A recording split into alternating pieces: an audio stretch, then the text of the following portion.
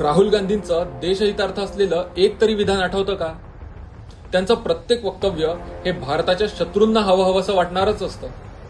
जगभर फिरून भारताची बदनामी करणं आणि जगात कोणीही भारत विरोधी वक्तव्य केलं तर त्याला दुजोरा देणं हेच काम हे काँग्रेसचे शहजादे करत असतात. ऑपरेशन सिंदूर विषयी सभागृहात चर्चा सुरू असताना भारत सरकार आणि संरक्षण मंत्रालयाने स्पष्ट केलं की ऑपरेशन सिंदूर थांबवण्यासाठी कोणताही परकीय दबाव नव्हता. त्यानंतर आदरणीय पंतप्रधानांनी सुद्धा यावर सभागृहात स्पष्ट वक्तव्य केलं होतं. मात्र राहुल गांधींनी ट्रम्प यांचं समर्थन करत भारतीय लष्कराच्या निर्णय क्षमतेचा आणि देशाच्या सार्वभौमत्वाचा अपमान केला.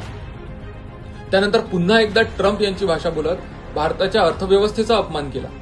खरं तर भारताच्या अर्थव्यवस्थेच्या वाढत्या वेगाची नोंद संपूर्ण जगातील अहवालांनी घेतली. IMF, world bank, Morgan Stanley या सर्वांच्या रिपोर्ट्सनुसार भारताचा GDP ग्रोथ रेट हा जगात सर्वाधिक आहे आणि आज भारत जगातील 4थ्या क्रमांकाची मोठी अर्थव्यवस्था आहे. हे सत्य माहीत असताना सुद्धा राहुल गांधी वारंवार India is a dead economy या ट्रम्प यांच्या पुरावाहीन वक्तव्याला दुजोरा देत आहेत.